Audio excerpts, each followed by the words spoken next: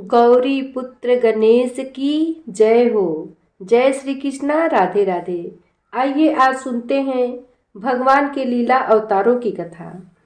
ब्रह्मा जी कहते हैं, अनंत भगवान ने प्रलय के जल में डूबी हुई पृथ्वी का उद्धार करने के लिए समस्त यज्ञ में वराह शरीर ग्रहण किया था। आदि दैत्य हिरण्याक्ष जल के अंदर ही लड़ने के लिए उनके सामने आया। जैसे इंद्र ने अपने वज्र से पर्वतों के पंख काट डाले थे, वैसे ही वराह भगवान ने अपनी दाढ़ों से उसके टुकड़े टुकड़े कर दिए। फिर उन्हीं प्रभु ने रुचि नामक प्रजापति की पत्नी आकुति के गर्भ से शु यज्ञ के रूप में अवतार ग्रहण किया। उस अवतार में उन्होंने दक्षिणा नाम की पत्नी से सुयम नाम के देवताओं को उत्पन्न किया और तीनों लोकों के बड़े बड़े संकट हर लिए। इसी से स्वयंभू मनु ने उन्हें हरि के नाम से पुकारा। नारद करदम प्रजापति के घर देवहूति के गर्भ से 9 बहनों के साथ भगवान ने कपिल के रूप में अवतार ग्रहण किया। उन्होंने अपनी माता को उस आत्मज्ञान का उपदेश किया जिससे वे इसी जन्म में अपने हृदय के संपूर्ण मल, तीनों गुणों की आसक्ति का सारा कीचड़ धोकर कपिल भगवान के वास्तविक स्वरूप को प्राप्त हो गई। महर्षि अत्रि भगवान को पुत्र रूप में प्राप्त करना चाहते थे। उन पर प्रसन्न होकर भगवान ने उनसे एक दिन कहा कि मैंने अपने आप को तुम्हें दे दिया। इसी से अवतार लेने पर भगवान का नाम दत्तात्रेय पड़ा। उनके चरण कमलों के पराग से अपने शरीर को पवित्र करके राजा यदु और सहर्षा अर्जुन आदि ने योग की और भोग मोक्ष दोनों ही सिद्धियां प्राप्त की। नारद सृष्टि के प्रारंभ में मैंने विविध लोगों को रचने की इच्छा से तपस्या की। मेरे उस अखंड तप से प्रसन्न होकर उन्होंने तप अर्थ वाले सन नाम से युक्त होकर सनक, सनक नंदन, सनातन और सनत कुमार के रूप में अवतार ग्रहण किया। इस अवतार में उन्होंने प्रलय के कारण पहले कल्प के भूले हुए आत्मज्ञान का ऋषियों के प्रति यथावत उपदेश किया, जिससे उन लोगों ने तत्काल परम तत्व का अपने हृदय में साक्षात्कार कर लिया। धर्म की पत्नी दक्ष कन्या मूर्ति के गर्भ से वे नर नारायण के रूप में प्रकट हुए। उनकी तपस्या का प्रभाव उन्हीं के जैसा है। इंद्र की भेजी हुई कामनी सेना अप्सराएं उनके सामने जाते ही अपना स्वभाव खो बैठी। वे अपने हाव भाव से उन आत्मस्वरूप भगवान की तपस्या में विघ्न नहीं डाल सके। नारद, शंकर आदि महानुभाव अपनी रोष भरी दृष्टि से कामदेव को जला देते हैं, परंतु अपने आप को जलाने वाले असह्य क्रोध को वे नहीं जला पाते। वही क्रोध नर नारायण निर्मल हृदय में प्रवेश करने के पहले ही डर के मारे कांप जाता है। फिर भला उनके हृदय में काम का प्रवेश तो हो ही कैसे सकता है। अपने पिता राजा उत्तानपाद के पास बैठे हुए 5 वर्ष के बालक ध्रुव को उनकी सौतेली माता सुरुचि ने अपने वचन बाणों से बेध दिया था।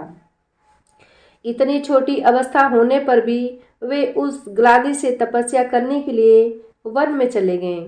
उनकी प्रार्थना से प्रसन्न होकर भगवान प्रकट हुए और उन्होंने ध्रुव को ध्रुव पद का वरदान दिया।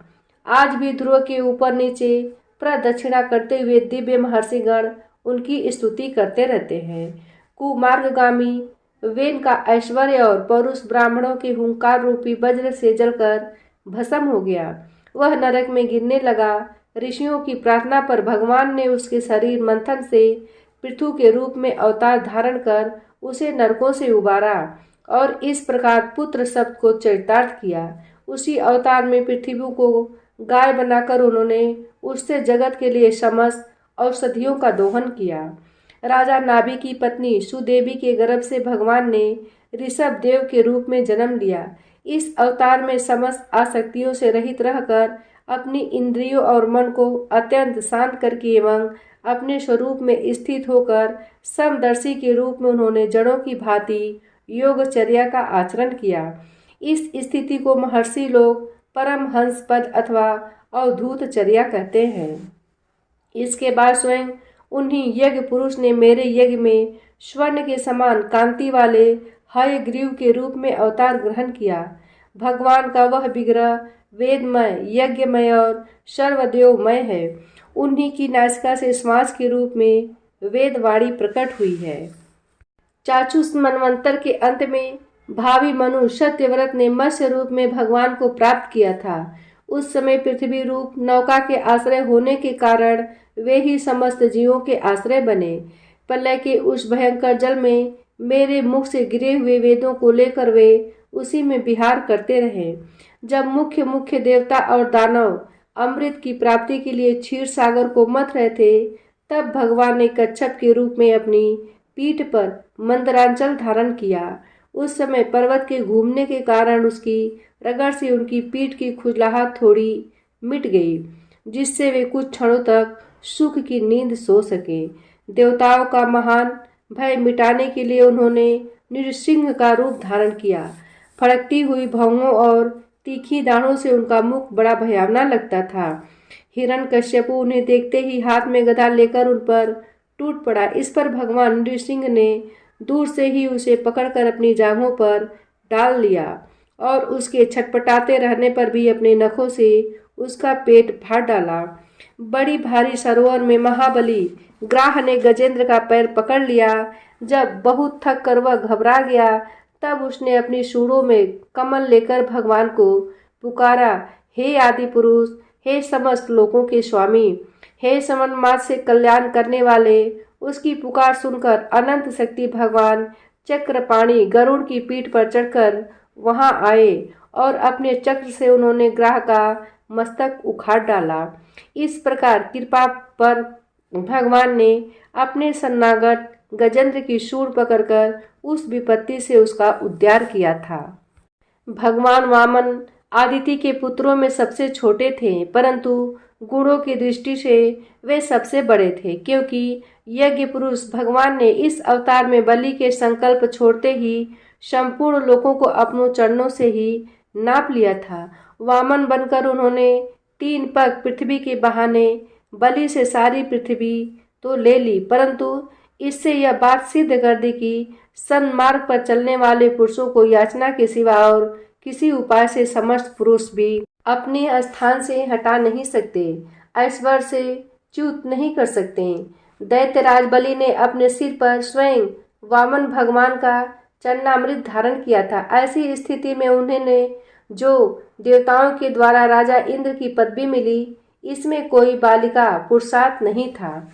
अपने गुरु शुक्राचार्य के मना करने पर भी वे अपने प्रतिज्ञा के विपरीत कुछ भी करने को तैयार नहीं हुए, और तो क्या भगवान का तीसरा पग पूरा करने के लिए उनके चरणों में सिर रखकर उन्होंने अपने आप को भी समर्पित कर दिया। नारद, तुम्हारे अत्यंत प्रेम भाव से परम प्रसन्न होकर हंस के रूप में भगवान ने तुम्हें योग, ज्ञान और आत्म तत्व को प्रकाशित करने वाले भागवत धर्म का उपदेश किया। वह केवल भगवान के शरणागत भक्तों को ही सुगमता से प्राप्त होता है। वे ही भगवान स्वयंभू आदि मनवंतरों में मनु के रूप में अवतार लेकर मनुवंश की रक्षा करते हुए 10 दिशाओं में अपने सुदर्शन चक्र के समान तेज से बेरोक टोक निष्कंटक राज्य करते हैं। तीनों लोकों के ऊपर सत्यलोक तक उनके चरित्रों की कमनीय कीर्ति फैल जाती है और उसी रूप में वे समय समय पर पृथ्वी के भारभूत दुष्ट राजाओं का दमन भी करते रहते हैं। स्वनाम धन्य भगवान धन्वंतरी अपने नाम से ही बड़े बड़े रोगियों के रोग तत्काल नष्ट कर देते हैं। उन्होंने अमृत पिलाकर देवताओं को अमर कर दिया और दैत्यों के द्वारा हरण किए हुए उनके यज्ञ भाग उन्हें फिर से दिला दिए। उन्होंने ही अवतार लेकर संसार में आयुर्वेद का प्रवर्तन किया। जब संसार में ब्राह्मण द्रोही आर्य मर्यादा का उल्लंघन करने वाले नारकीय क्षत्रिय अपने नाश के लिए ही दैववश बढ़ जाते हैं और पृथ्वी के कांटे बन जाते हैं, तब भगवान महापराक्रमी परशुराम के रूप में अवतीर्ण होकर अपनी तीखी धार वाले फरसे से 21 बार उनका संहार करते हैं। मायापति भगवान हम पर अनुग्रह करने के लिए अपनी कलाओं भरत, शत्रुघ्न और लक्ष्मण के साथ श्री राम के रूप में इन छवांकों के वंश में अवतीर्ण होते हैं। इस अवतार में अपने पिता की आज्ञा का पालन करने के लिए अपनी पत्नी और भाई के साथ वे वन में निवास करते हैं। उसी समय उनके विरोध के कारण रावण उनके हाथों मरता है। त्रिपुर विमान को जलाने के लिए उद्यत शंकर के समान जिस समय भगवान राम शत्रु की नगरी लंका को भस्म करने के लिए समुद्र तट पर पहुंचते हैं, उस समय सीता के वियोग के कारण बढ़ी हुई क्रोधा अग्नि से उनकी आंखें इतनी लाल हो जाती हैं कि उनकी दृष्टि से ही समुद्र के मगरमच्छ, सांप और ग्राह आदि जीव जलने लगते हैं और भय से थरथर कांपता हुआ समुद्र झटपट उन्हें मार्ग दे देता है। जब रावण की कठोर छाती से टकराकर इंद्र के वाहन ऐरावत के दांत चूर चूर होकर चारों ओर फैल गए थे, जिससे दिशाएं सफेद हो गई थी, तब दिग्विजयी रावण घमंड से फूलकर हंसने लगा था। वही रावण जब श्री रामचंद्र की पत्नी सीता जी को चुरा कर ले जाता है और लड़ाई के मैदान में उनसे लड़ने के लिए गर्वपूर्वक आता है, तब भगवान श्री राम के धनुष की टंकार से ही उसका वह घमंड प्राणों के साथ तत्क्षण विलीन हो जाता है। जिस समय झुंड के झुंड दैत्य पृथ्वी को रौंद डालेंगे, उस समय उसका भार उतारने के लिए भगवान अपने सफेद और काले केश से बलराम और श्री कृष्ण के रूप में कला अवतार ग्रहण करेंगे। वे अपनी महिमा को प्रकट करने वाले इतने अद्भुत चरित्र करेंगे कि संसार के मनुष्य उनकी लीलाओं का रहस्य बिल्कुल नहीं समझ सकते। बचपन में ही पूतना के प्राण हर लेना, 3 महीने की अवस्था में पैर उछालकर बड़ा भारी छकड़ा उलट देना और घुटनों के बल चलते चलते आकाश को छूने वाले यमलावर्जुन वृक्षों के बीच में जाकर उन्हें उखाड़ डालना, ये सब ऐसे कर्म हैं जिन्हें भगवान के सिवा और कोई नहीं कर सकता। जब कालिया नाग के विष से दूषित हुआ यमुना जल पीकर बछड़े और गोप बालक मर जाएंगे, तब वे अपनी सुधामयी कृपा दृष्टि की वर्षा से ही उन्हें जीवित कर देंगे और यमुना जल को शुद्ध करने के लिए वे उसमें विहार करेंगे तथा विष की शक्ति से जीव लपलपाते हुए कालिया नाग को वहां से निकाल देंगे। उसी दिन रात को जब सब लोग वहीं यमुना तट पर सो जाएंगे और दावा अग्नि से आसपास का मूछ का वन चारों ओर से जलने लगेगा, तब बलराम जी के साथ वे प्राण संकट में पड़े हुए ब्रजवासियों को उनकी आंखें बंद कराकर उस अग्नि से बचा लेंगे। उनकी यह लीला भी अलौकिक ही होगी। उनकी शक्ति वास्तव में अचिंत्य है। उनकी माता उन्हें बांधने के लिए जो रस्सी लाएंगी वही उनके उदर में पूरी नहीं पड़ेगी, 2 अंगुल छोटी ही रह जाएगी तथा जम्भाई लेते समय श्री कृष्ण के मुख में 14 भुवन देखकर पहले तो यशोदा भयभीत हो जाएंगी, परंतु फिर वे संभल जाएंगी। वे नंद बाबा को अजगर के भय से और वरुण के पास से छुड़ाएंगे। यम दानव का पुत्र व्योमासुर जब गोप बालकों को पहाड़ की गुफाओं में बंद कर देगा, तब वे उन्हें भी वहां से बचा लाएंगे। गोकुल के लोगों को जो दिन भर काम धंधों में व्याकुल रहते हैं और रात को अत्यंत थक कर सो जाते हैं, साधनाहीन होने पर भी वे अपने परम धाम में ले जाएंगे। निष्पाप नारद जब श्री कृष्ण की सलाह से गोप लोग इंद्र का यज्ञ बंद कर देंगे, तब इंद्र वज्र भूमि का नाश करने के लिए चारों ओर से मूसलाधार वर्षा करने लगेंगे। उससे उनकी तथा उनके पशुओं की रक्षा करने के लिए भगवान कृपा परवश 7 वर्ष की अवस्था में ही 7 दिनों तक गोवर्धन पर्वत के एक ही हाथ से छत्रक पुष्प की तरह खेल खेल में ही धारण किए रहेंगे। वृंदावन में ही विहार करते हुए रास करने की इच्छा से वे रात के समय जब चंद्रमा की उज्जवल चांदनी चारों ओर छिटक रही होगी, अपनी बांसुरी पर मधुर संगीत की लंबी तान छेड़ेंगे। उससे प्रेम विवश होकर आई हुई गोपियों को जब कुबेर का सेवक शंखचूड़ हरण करेगा, तब वे उसका सिर उतार लेंगे। और भी बहुत से प्रलंबासुर, धेनुकासुर, बकासुर, केसी, अरिष्टासुर आदि दैत्य, चारुण आदि पहलवान, कुवलयापीड़ हाथी, कंस, कालव यवन, भौमासुर, मिथ्यावासुर, शाल्व, द्विद वानर, बल्लव, दंतवक्त राजा, नग्नजित के 7 बैल, शंबरासुर, विदुरथ और रुक्मी आदि तथा कंबोज, मत्स्य, कुरु, कैकेयी और श्रीजय आदि देशों के राजा लोग एवं जो भी योद्धा धनुष धारण करके युद्ध के मैदान में सामने आएंगे, वे सब बलराम, भीमसेन और अर्जुन आदि नामों की आड़ में स्वयं भगवान के द्वारे मारे जाकर उन्हीं के धाम में चले जाएंगे।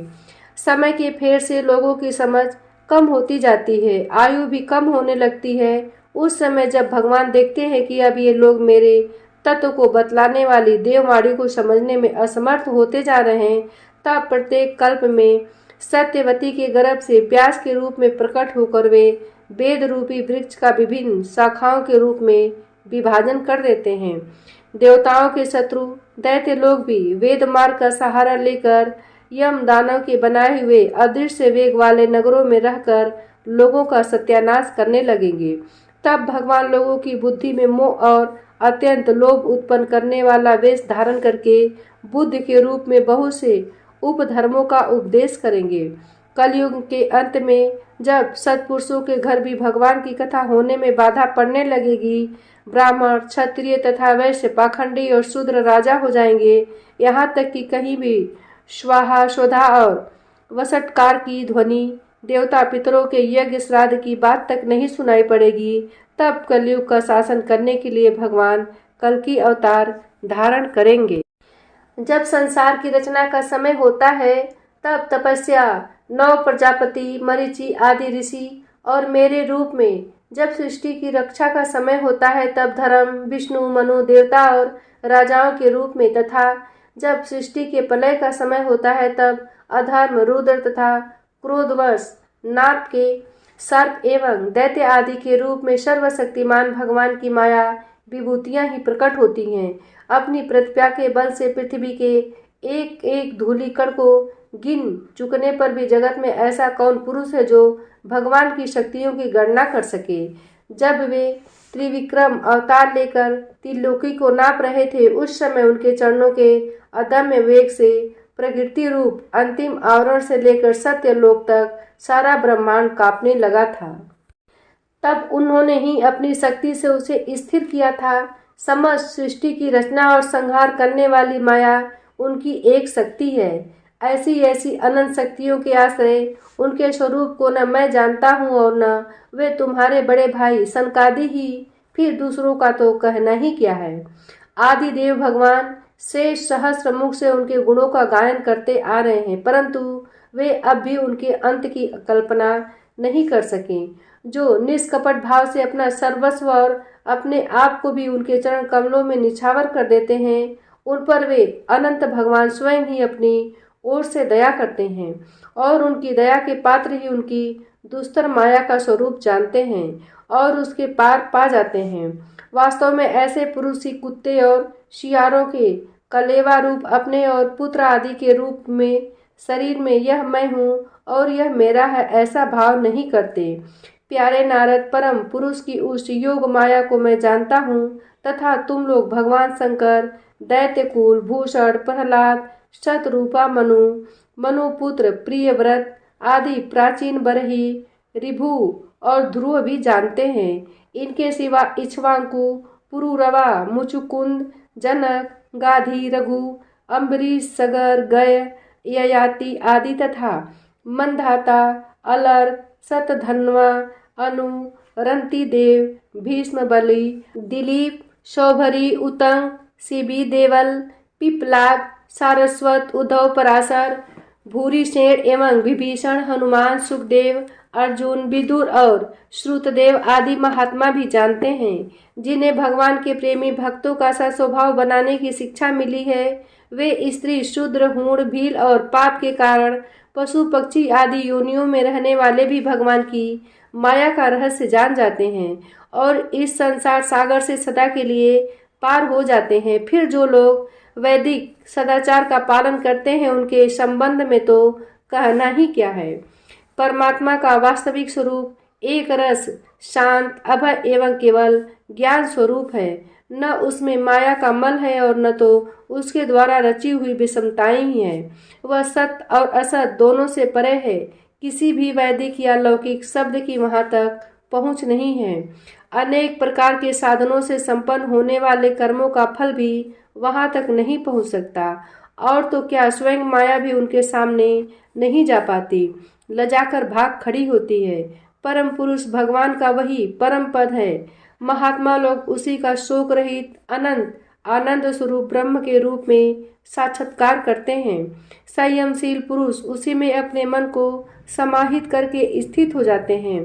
जैसे इंद्र स्वयं मेघ रूप में विद्यमान होने के कारण जल के लिए कुआं खोदने की कुदाल नहीं रखते, वैसे ही वे भेद दूर करने वाले ज्ञान साधनों को भी छोड़ देते हैं। समस्त कर्मों के फल भी भगवान ही देते हैं, क्योंकि मनुष्य अपने स्वभाव के अनुसार जो शुभ कर्म करता है वह सब उन्हीं की प्रेरणा से होता है। इस शरीर में रहने वाले पंचभूतों के अलग अलग हो जाने पर जब यह शरीर नष्ट हो जाता है तब भी इसमें रहने वाला अजन्मा पुरुष आकाश के समान नष्ट नहीं होता। बेटा नारद, संकल्प से विश्व की रचना करने वाले षड ऐश्वर्य संपन्न श्री हरि का मैंने तुम्हारे सामने संक्षेप से वर्णन किया। जो कुछ कार्य कारण अथवा भाव अभाव है वह सब भगवान से भिन्न नहीं है, फिर भी भगवान तो इससे पृथक भी ही हैं। भगवान ने मुझे जो उपदेश किया था वह यही भागवत है। इसमें भगवान की विभूतियों का संक्षिप्त वर्णन है। तुम इसका विस्तार करो। जिस प्रकार सबके आश्रय और सर्वस्वरूप भगवान श्री हरि में लोगों की प्रेममयी भक्ति हो, ऐसा निश्चय करके इसका वर्णन करो। जो पुरुष भगवान की अचिंत्य शक्ति माया का वर्णन या दूसरे के द्वारा किए हुए वर्णन का अनुमोदन करते हैं अथवा श्रद्धा के साथ नित्य श्रवण करते हैं, उनका चित्त माया से कभी मोहित नहीं होता। प्रिय भक्तजनों, आज की कथा यहीं समाप्त होती है। आगे की कथा अगली वीडियो में। तब तक के लिए जय श्री कृष्ण, जय श्री राधे।